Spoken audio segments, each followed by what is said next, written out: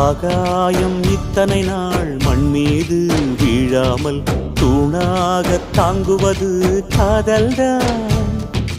ஆண்டாண்டு காலங்கள் பூலோகம் பூக்க அழகான காரணமே காதல்தான்.